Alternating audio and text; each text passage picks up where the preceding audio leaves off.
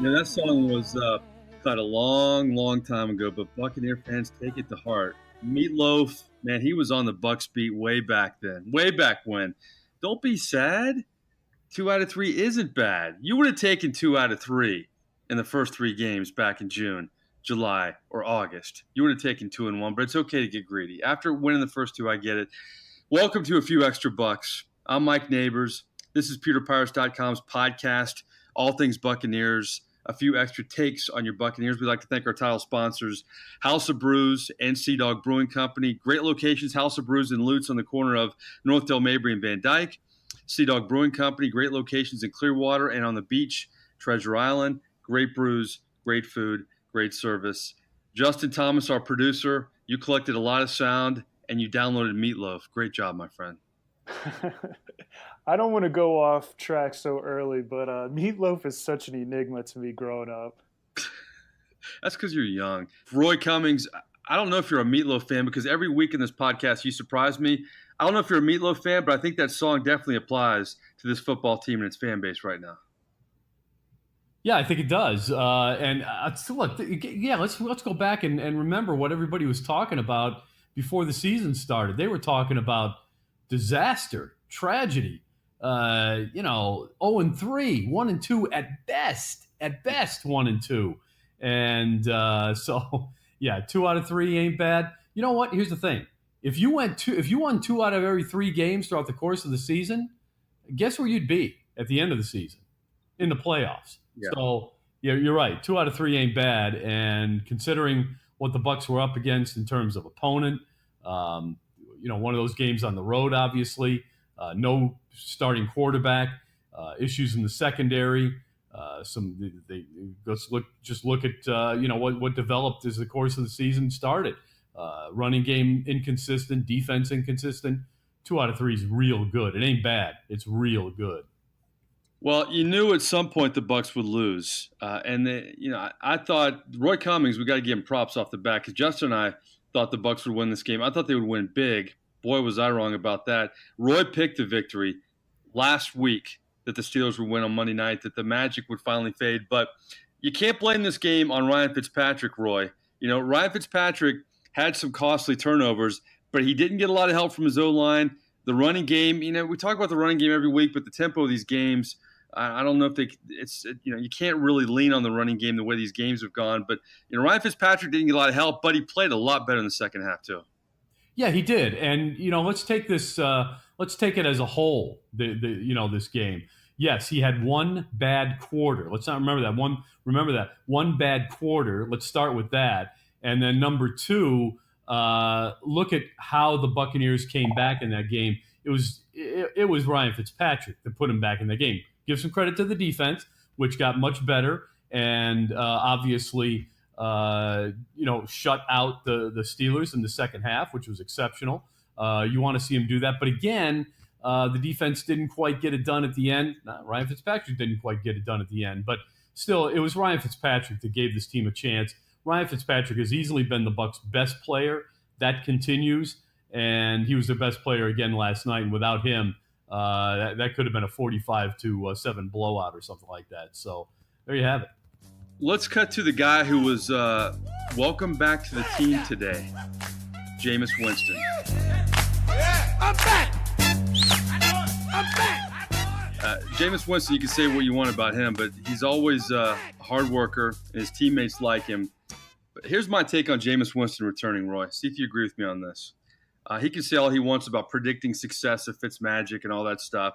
Jameis better be thankful that Fitzmagic got it done, because if he walked in that building with maybe Tom Savage or some other backup quarterback not winning a game, and he walked in, this team's 0-3, it's not going to be all happy James Brown-like. He's lucky it's 2-1 right now. Yeah, there'd be a lot of pressure on Jameis Winston if he was coming in fresh, off a 3-game suspension, and the Bucs were 1-2 or 0-3, going to Chicago, short week. Yeah, you're right. He needs to be real happy that Ryan Fitzpatrick went out there and lit it up for this team and really took a lot of pressure off Jameis Winston. I'm not saying that Jameis Winston wouldn't be up to the job. I think he is. I think you could put him in there right now, and he'd be just fine. He'd probably run the offense I don't know if it quite as well as Ryan Fitzpatrick has, but let's Jameis Winston's had some pretty good games over the course of his career. So, the point is, he doesn't have to do that. He doesn't have to step in and be the savior. And I think that's really important. He does not have to be the savior. And for a guy who's got to, catch up on what's changed with the offense, who's got to start redeveloping the chemistry again with his receivers, who, by the way, all have a really good chemistry right now with Ryan Fitzpatrick, there's no question that, this is the best thing that happened for Jameis Winston. He's going to have to fight to earn his job back a little bit.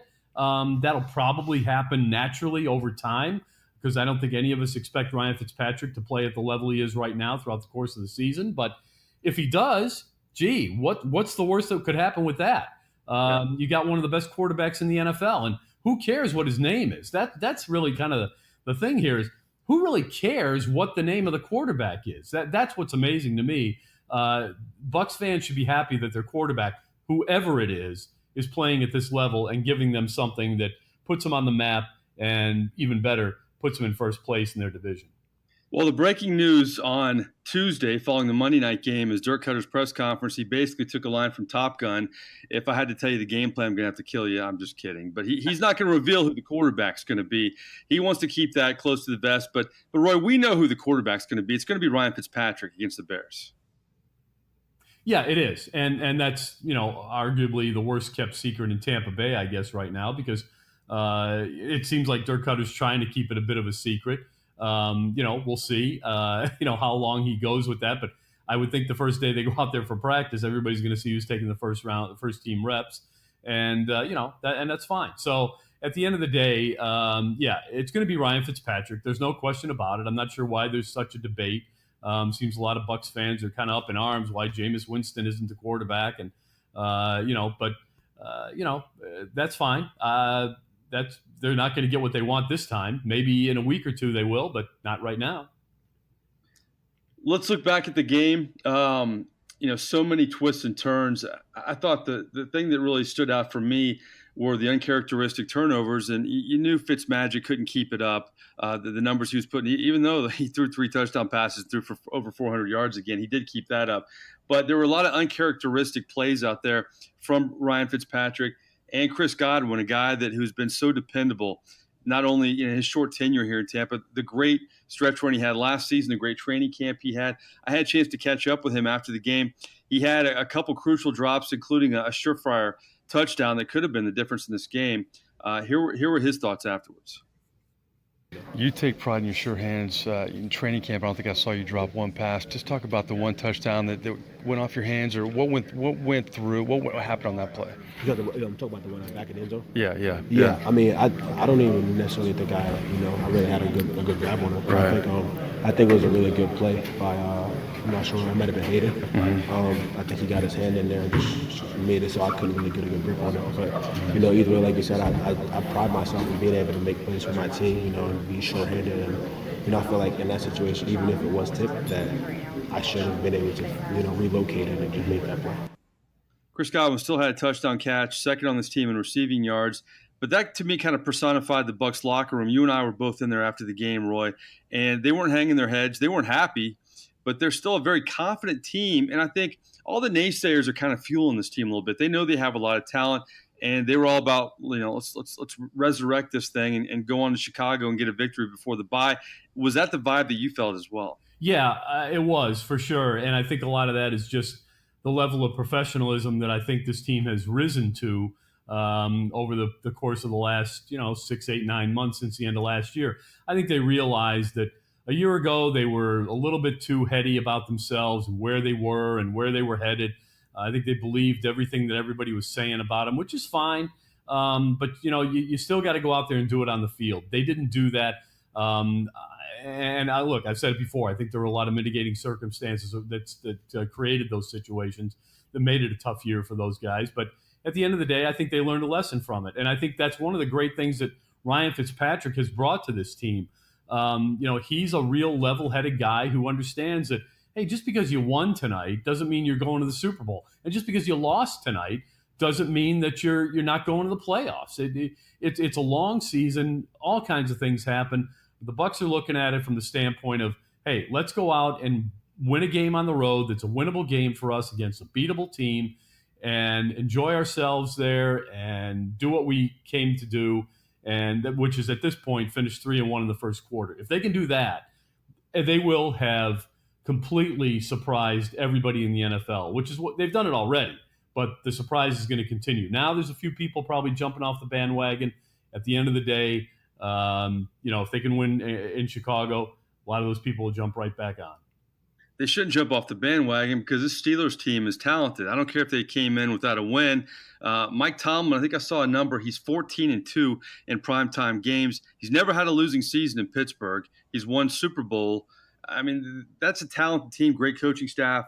And despite all the turmoil they entered with, I think, they were hungry coming in. They knew, I hate to say must win in week 3, but that's about as close to a must-win situation as you can face. Now, Ryan Fitzpatrick, remarkably, is the only quarterback in the history of the NFL to have 3 straight games with over 400 passing yards, which is amazing. Afterwards, this is how he evaluated his performance. Tough spot to turn it over 4 times and really 3, interceptions on me. Can't have them. Hard to win a game that way, and we obviously dug ourselves a pretty big hole there. The great thing to me coming out of this game is, again, the belief in the huddle in the second half and guys not wavering and not blinking and, having the feeling that whole time that we were going to come back and win the game, and the defense playing their tails off and, giving us an opportunity with almost 3 minutes left in the game, I think in a couple timeouts and a 2-minute warning to drive down and get 3 points. To me, obviously the turnovers I'm disappointed with, but that drive, for our defense to give us that opportunity and to not make anything out of it, that's what hurts the most for me. Quarterbacks, past or present, would be envious of Ryan Fitzpatrick's numbers the past 3 weeks. And the Tampa Bay Times had a headline that said, "Poof." I thought that was a little bit harsh with Ryan Fitzpatrick's image walking off the field. I mean, I still think Ryan Fitzpatrick has some good games left in him. We'll see against the Bears defense coming up, Roy. That's going to be a tough challenge. But yeah, I don't. I thought the Bucs, despite all the bad play, big mistakes, it was still impressive how they came back. Here's what Dirk Koetter said after the game, evaluating the team as a whole and the loss. 3 turnovers in the first half. I mean, we just did so many things in the first half of that game that we haven't been doing. I mean, so many things to beat ourselves. A blown coverage on their first touchdown. Three turnovers. Multiple misses on protection. We've been doing a great job in protection, and tonight wasn't as good. Give the Steelers their credit. They got us tonight. Really proud of the way we fought, and you're down 3 touchdowns or 3 scores at halftime. It's not easy to come back in this league. We gave ourselves a chance there at the end, and just couldn't pull it off. So unfortunate, but we got to move forward. I think the headline would have been more accurate if you put 2 halves together like they did in the first half, Roy. And there'd be, to me, a lot of reason for a quarterback change and some pessimism. But the fact that they came back and the defense played a lot better, should have had a stop at the end. That would have helped their cause. Defense turned it around. Fitz turned it around. That is a cause of optimism for this team. And I don't understand a lot of the criticism. I mean, it goes back to the meatloaf angle that we started the podcast with. It's funny how fans can get greedy, and that's okay. That's part of being a fan. But let's get some perspective about this football team and where you were from a mindset back in mid-August to where you are now. Yeah, you're absolutely right. Look, you're right. I'm kind of surprised that there's so much negative talk. Now, look, that doesn't mean that there aren't some problems that the Bucs have to address. Winning hides and masks a lot of issues, and those first 2 games did hide and mask a lot of issues that kind of came to bear last night in this game. But you're also facing a very good football team that was desperate. Your pass protection wasn't quite as good last night, and really that was what, in my opinion, sort of really decided the game. The defense, like you said, or like I said before, they shut down. You just mentioned it. They shut down the Steelers in the second half. Give the offense a chance to come back. The offense does come back. You're not going to score on every possession. They just, they came 1 score short. And, I still think that's a good outing for the Buccaneers. And I think there's plenty to build on there. I really do. And, again, look at the pass rush. I mean, there was plenty of pressure on on on Ben Roethlisberger. That they had some hits. They had 3 sacks again. I thought the coverage was pretty solid for the most part. I like that. Chandler Catanzaro didn't miss any kicks. I think there were a lot of positives in this game. They didn't run the ball, for a lot of yards, but when they did run it, I thought they ran it effectively. So I thought that was a positive. They hadn't, they've been pretty inconsistent with the running game, but last night they ran the ball a little bit better. They couldn't keep running it because they fell behind because of the turnovers. And, that's the unfortunate thing. But you know what? That's football. You're going to have turnovers, and you just got to figure out a way to bounce back and make it a game again when that happens. And lo and behold, that's what they did. Yeah, the tempo of these games, I think the jury's still out in this running game to some degree. The offensive line, I do think, will get better, but there is no denying how good the passing game is. 8 different Buccaneers caught passes from Ryan Fitzpatrick. Mike Evans, the guy just continues to have a great season, averaged 22.8 yards per catch, 137 yards. And we talked about Chris Godwin. You have O.J. Howard. Hey, we had a Cam Brate signing. His first catch of the year was a touchdown. And Adam Humphries, once again, is big in this game at times. I talked to Adam Humphries after the game on spreading the wealth in this offense yet again. It's good to see everyone get some touches, and obviously good to see Cam get in the end zone. He's a big target down there, so it was good to see everyone involved. But at the same time, there's a lot left out on the field and a lot we can improve on. How about the balance in the passing game? Once again, we saw it, Roy. Yeah, I'll say I think we're getting to the point where we shouldn't be surprised because, again, there's so many weapons. It's almost like, hey, guys, we really haven't been featuring Cameron Brate much. We got to get him the ball. Let's get him one in the end zone because he's going to start to feel bad for himself, and we got to take care of that. So I thought that was kind of interesting. That was a good thing. But you're right. When you've got so many weapons, and we've hardly even talked about guys like Adam Humphries and some of those guys. I mean, there's just so much to choose from in this offense. And I think that's one of the great things about it. And again, one of the things that people kind of continue to overlook a little bit, in my opinion, is that this is an offense that's got weapon after weapon after weapon, and we haven't even seen that guy that the Bucs took with their 2nd round draft pick. Remember that guy, Ronald Jones? Yeah, remember? He was supposed to be a home run hitter. Right now, they don't really need his home runs, but sooner or later, they're probably going to need him, and it's good to have a guy like that in reserve. Unfortunately, our man Justin Thomas, our producer, has played as many snaps as Ronald Jones has this season. That's not good when you have your 2nd round pick doing that. Let's jump on the defensive side of the ball. I thought the defense was very shaky in the first half. Brent Grimes comes back. Didn't play well for the most part, I didn't think. In the second half, they stepped it up, but at the end, they really needed a big stop. They didn't get it. I caught up to Kwon Alexander after the game to talk about the defensive effort. We played hard, man. We played to the game was over. That shows a lot about us. But you got to come out with the W. In the NFL, those games come. There's a lot of games coming down to the last play. So you got to find a way to finish. And we're gonna find it. We ain't done yet. We just got to keep our minds straight. Come back in on Wednesday and get ready for Chicago. A lot of things happen in this game, but the Steelers get the ball with about 2.5 minutes left. How tough was it not to, give the offense back the ball after that? It was tough, man. We were trying our hardest to get in the ball, but we just didn't do it. But I ain't even trying to worry about that no more. I'm trying to move on to Chicago and just get ready. Well, defensively, what stood out for you, Roy? Because to me, another breaking news on this Tuesday is Chris Conte, the Buccaneers safety. He's out for the season on injured reserve, and it just doesn't get any easier for the secondary. Vernon Hargreaves, Brent Grimes is finally back, and Carlton Davis I thought played good. MJ Stewart is still learning. I mean, this secondary is a work in progress for sure. Yeah, it is, and this is another big blow. I mean, boy, it's really a shame. I'm starting to fear, and it's only a fear, that we're not going to see the best of the Buccaneers this year simply because the secondary is so beat up. I mean, you've lost Vernon Hargreaves, and say what you want about Vernon Hargreaves. I'm not even beginning to suggest that he's one of the best cornerbacks in the league or anything like that, but I think he was on the brink of having a nice bounce back season. Let's say that. Brent Grimes is already playing hurt. I promise you, when he came back yesterday, he wasn't 100%, and it showed on the field. He was a bit rusty. The fear is, guys his age, sooner or later they hit a wall. And if Brent Grimes hits the wall this year, well, then what have you got? Well, you can lean on the kids. But the kids are going to be inconsistent. They're not going to be Pro Bowlers, and they're not going to play like Pro Bowlers. So here's the thing. Now you've lost, and again, this is a big debate among Bucs fans. Most of them hate, for whatever reason, Chris Conte.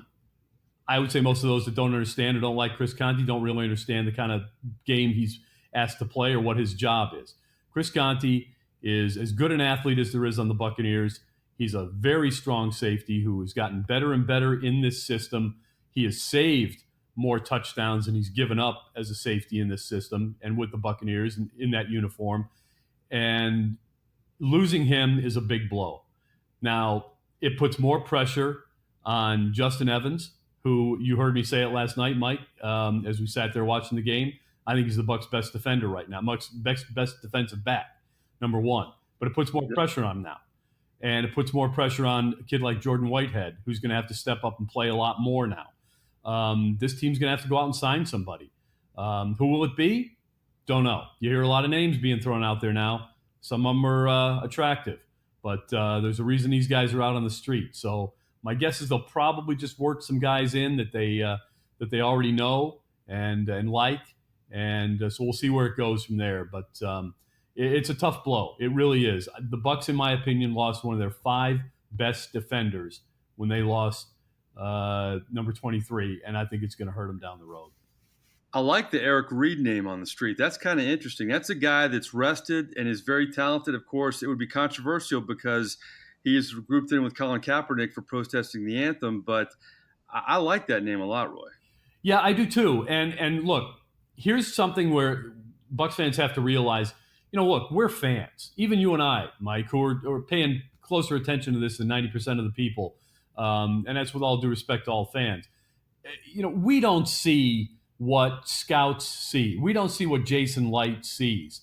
And that's, you've just, in situations like this, you just, at the end of the day, you just have to trust, them and say, all right, they're going to know who the best player is. Again, there is a reason some of these players are out on the street. And it's not always because, well, they want a lot of money. A lot of it is because, you know what? They just see that this guy's lost a step. He's just not as good at this anymore.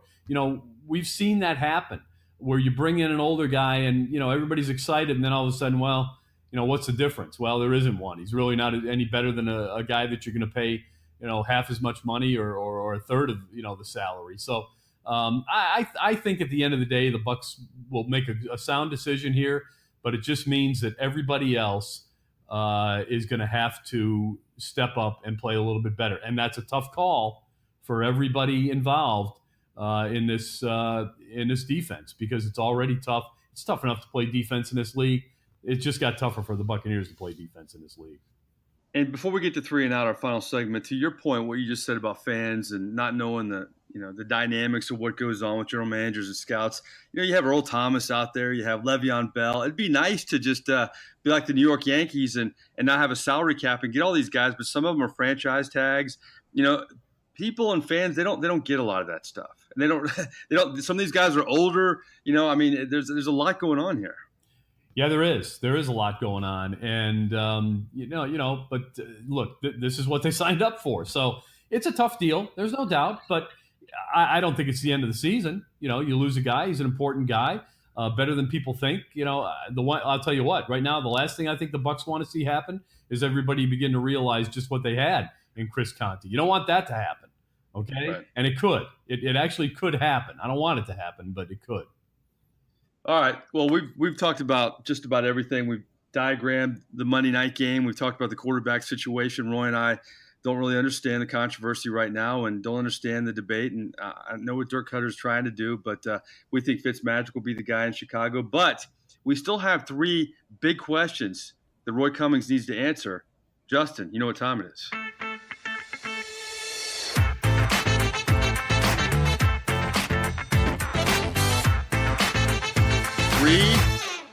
And we are out. We love the theme song. 3 and out. 3 questions and Roy Cummings, and we're all out. Number 1, some fallout from the Monday night game. Which Buccaneer lost maybe the most street cred? Chris Conte getting stiff-armed by Vance McDonald as he gallops in the end zone, or Gerald McCoy, who was mic'd up, and actually we heard him somewhat apologized to Ben Roethlisberger for touching him last night. Who's lost the most street cred? That's a tough call. The problem I have, I guess I'll go with. Well, look, I suppose the answer that everybody's going to go with is Gerald McCoy, but that's what you expect out of Gerald McCoy. That's how he plays the game. That's how Leroy Selman played the game. Leroy Selman was probably never mic'd up as much as and found a moment like that. But who cares? I mean, he hit him, and he had to get a penalty. So maybe he shouldn't have hit him. But look, I would say just watching it live, I would say it was Chris Conte. But then when you look at that thing again, man, that tight end was twice Chris Conte's size. I mean, he got the leverage on him. He had a little bit of push on that helmet. He got him in the helmet, and obviously it ended up real poorly for Chris Conte. But at the end of the day, I don't know if anybody loses street cred. I suppose Gerald McCoy loses some, but Gerald McCoy is still one of the best players ever to wear a Buccaneers uniform. I don't care if he apologizes to everybody he hits. Yeah, we saw Tony Dungy being inducted into the Ring of Honor. Someday Gerald McCoy will be in that Ring of Honor. There's no doubt about it. But I'll look at it both ways. I mean, Chris Conte, if he never plays another snap for the Buccaneers, boy, everybody's going to remember that play. And Gerald McCoy, I think it's awkward enough that was picked up, but it just plays into the narrative of Gerald McCoy because he is such a nice guy, does so many things that are right. And I know, you even hear spots that he does that he's kind of sensitive to that. So it's not like that, if you heard that from a defensive lineman anyway, it would kind of be news. But because it's Gerald McCoy, I have to say that just because it's the whole narrative with him. Does that make sense? Yeah, and I get that, but I don't like it. I don't either. I'm just saying. I'm not agreeing with it. I'm just saying. Yeah, I know. Look, Reggie White was not – he was like Gerald McCoy. Leroy Selman was like Gerald McCoy. You don't have to be Warren Sapp, a Pro Bowl caliber player. It's just that simple. Right. All right, our second question in our 3 and out. If you could draft all over again with the advantage of hindsight and with the advantage of seeing what has happened in the first 3 weeks of the NFL, Roy Cummings, would you draft Derwin James over Vita Vea? No. No? No. Not based on what's going on with the secondary and what's been going on with Derwin James playing well and what's been going on with Vita Vea not playing. Still no? Front in the NFL. You build from the front back. And one of the problems, the Bucs are suffering right now in a way because they've never built from the front. Well, I shouldn't say never. They haven't built from the front back since John Gruden was in charge of this football team. That was the back in the day. Instead of going after top-level defensive ends and tackles, the Bucs spent way too much effort trying to get secondary players. They put too much of their resources into players like Aqib Talib, and Aqib Talib is a solid player, and Darrelle Revis and things like that. The problem is you got to know the scheme here. The scheme is a zone scheme. In the Buccaneers zone scheme, you don't have to have the best cornerbacks in the league or the best safeties in the league. What you need is one of the best pass rushes in the league. And also the thinking here was we need to be better against the run so that if we slow teams down on first and second down, we then put ourselves in a situation where we have more third and long. And that's how you get to quarterbacks. You don't get to quarterbacks on 3rd and 3 or 3rd and 2. You get to quarterbacks on 3rd and 7, 3rd and 8, 3rd and 12. That's what the Bucs are trying to get to. Let's see Vita Vea play first. I don't think that Derwin James would make that much of a difference in this particular Bucs scheme. Yeah, Derwin James is off to a great start in San Diego. A lot of people thought Derwin James would be that first pick. We started doing a lot of draft specials. Neither one of us thought he would be the first pick. Now, we had, it was kind of all over the board at that point. Not many thought Vita Vea would be either. But, yeah, let's see Vita Vea play. That's what's great about podcasts, boys. We can speculate. We can use hindsight. We can have fun with that. And our third 3 and out question, we'll bring Justin in for this. We like to do a little pop culture, go off the rails a little bit, and boy, we've done it recently for sure. Here's a debate. Last week we did Tom Hanks movies. I threw Forrest Gump out there. Boy, you guys made me feel like a loser pretty much. And you picked. I still got to watch Catch Me When You Can. Is that the name of it? Catch Me If You Can. Catch Me If You Can. Yep. Catch Me If You Can. Yes. Okay, there you go. All right, who's better, Billy Joel or Elton John? Elton John. Really? Yeah. Billy Joel is better than Bob Seger. I think Billy Joel's just a little bit overrated. And again, okay, here. Oh no! Really? I just do. Look, I honestly think, and I feel bad for a lot of people that grew up in the 70s and 80s, late 70s, mostly 80s and stuff, listening to music who didn't have, who's for whatever reason, didn't have the opportunity to listen to the greatest bands of all time, like the Rolling Stones, the Beatles, the Who, great artists, that kind of stuff, and kind of had to settle for the Billy Joels and that. Billy Joel's great. Yes, he's great. But I still think his best song is Allentown. And, I love Allentown. Yeah, I think that's his best song. After that, I have a hard time, listening to. And, well, I liked, we didn't start the fire. That's to me, that's a classic. But, I'll take Elton John by far. Elton John, in the real Rock and Roll Hall of Fame, Elton John belongs for sure. He's probably a first ballot guy. I guess Billy Joel would be too, but might not be on my first ballot. You know what? I love you, Roy Cummings, but I could not disagree more. I think Billy Joel may be he's definitely, arguably, my favorite musician ever. On my iPod, my goodness, Piano Man, Scenes from an Italian Restaurant, New York State of Mind. I love Allentown. The only problem I have with Billy Joel, and the edge you can give to Elton John, is Billy Joel stopped writing songs, 30 years ago. And to his credit, he says he stopped because he didn't feel like he had the same juice for it, really. And I think he and Elton John toured for a while, and Elton John used to kind of pick at him. And I think that's probably why they're not touring anymore, because he probably got tired of hearing about it. But, I love Elton John too, but Justin's going to have to break the tie because it's not a contest with me. Billy Joel's my guy. Justin, what you say? All right, so y'all bring stats usually for the football part of the podcast. I brought stats for this part. My pick is the guy who has sold over 300 million records, has more than 50 top 40 hits, and that's including 7 consecutive number ones. I'm going to side with Roy on this one, go with Elton John.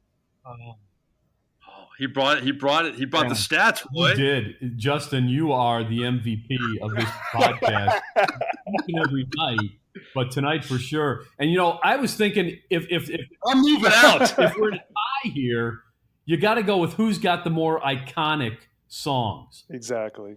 And I'm sorry, but that has to be that's got to be Elton John. Yep. He's got an anthem for a country. Yeah. He sang at Princess Diana's funeral. Billy Joel never wore a Mickey Mouse costume. What was it? Donald Duck costume while he's playing the piano, though. But that's what makes Elton John so great. Look, I think Billy Joel's talented, but Elton John put on a show, and that's what people like.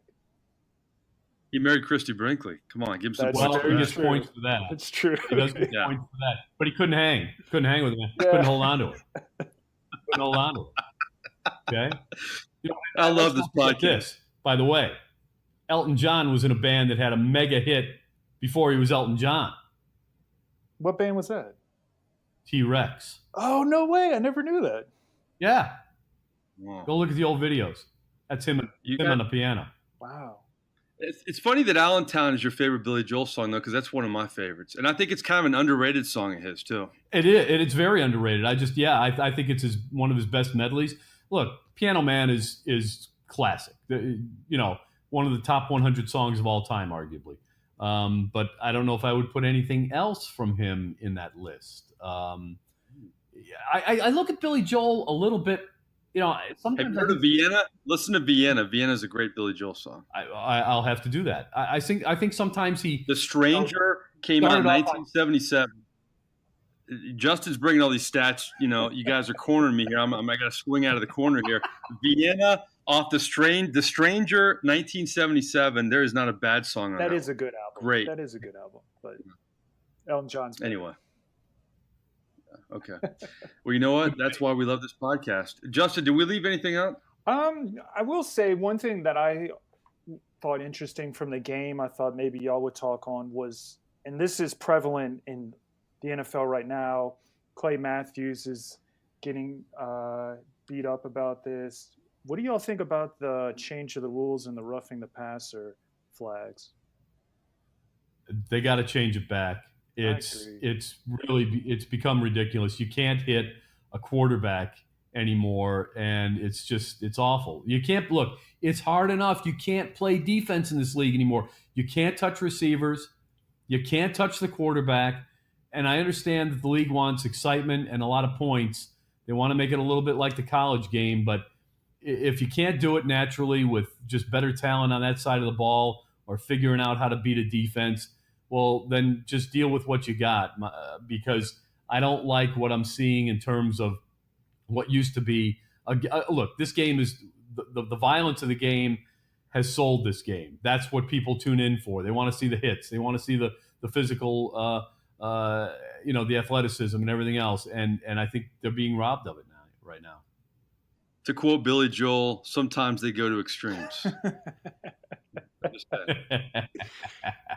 You're not going to win this one, Mike. You know, we should do polls on pewterpirates.com. And you know what? I think we'd bring in more of a bigger audience if we did Billy Joel or Elton John. I'd really like to see who would win that. I would. I'm just saying. We need to start doing stuff like that. Yeah. Well, listen, great job, guys. Quick turnaround. We're gonna get a lot of sound from the Bucs locker room. Man, it's already Wednesday coming up here, so we'll get a lot of sound. We'll have a podcast coming up later in the week. But great job, Roy Cummings. Great breakdowns. Good job, Justin. Way to back me in the corner, guys. I really appreciate it. But we'll have more pop culture in our 3 and Out next week, and we'll have a lot more football. Actually, our next podcast, excuse me. But thanks to our title sponsors, House of Brews, Sea Dog Brewing Company. Great brews, great food, great service. I'm Mike Nabors. Please subscribe to pewterpirates.com. It's free, folks. A lot of great video content out there. We have Roy's Rapid Reaction after games, and we have all kinds of fun podcasts twice a week as well. So that's another rendition of A Few Extra Bucs. We'll see you down the road.